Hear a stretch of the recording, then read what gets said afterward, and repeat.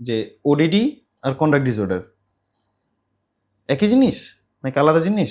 সম্পর্কটা কি এদের মধ্যে?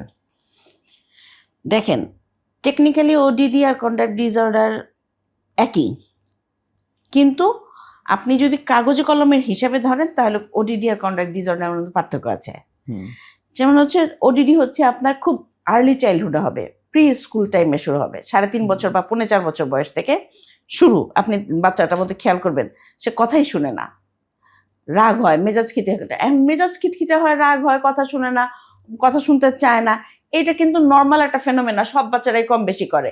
কিন্তু এটা যদি রেগুলার বেসিসে করতেই থাকে, কোনোভাবেই তাকে কন্ট্রোল করা যাচ্ছে না, তাইলে এইটা ওডিডি।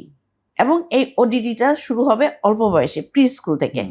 আর কন্ডাক্ট ডিসঅর্ডার হচ্ছে আপনার শুরুই হবে, মানে এতদিন পর্যন্ত সে ঠিক ছিল, কোনো সমস্যা ছিল না, কিন্তু কন্ডাক্ট ডিসঅর্ডার শুরু হবে আপনার 10 বছর বয়স থেকে।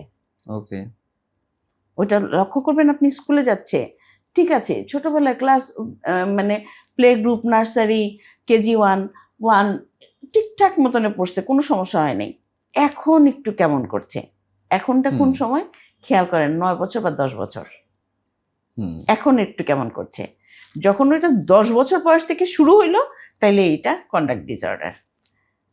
কিন্তু ও এইরকমই ছিল, ছোটবেলা থেকেই একটু এরকম ছিল, তার মানে ওর ওডিডি ক্যারি করছে। ডায়াগনোসিস করা হয় নাই, ট্রিটমেন্ট করা হয় নাই, তার কোনো থেরাপি দেওয়া হয় নাই, আনকেয়ার ফর ছিল, ওইটা বাড়ছে, কন্ডাক্ট ডিসঅর্ডার গেছে, আনকেয়ার ফর আছে, বাড়ছে। পরবর্তীতে কি অ্যান্টি সোশ্যাল পার্সোনালিটি কোথা থেকে হয়? এখান থেকেই হয়, এখান থেকে শুরু হয়। মানে ওডিডি থেকে শুরু হয়ে একজন ব্যক্তি, এক বাচ্চা ওডিডি থেকে শুরু হলো, তারপরে তার কোনো ট্রিটমেন্ট বা থেরাপি কিছু দেওয়া হলো না।